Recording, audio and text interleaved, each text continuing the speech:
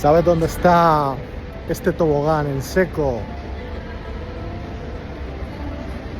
De que puedes caer varias plantas. Ponme en comentarios en qué barco está y cuántas plantas puedes caer. Te leo en comentarios.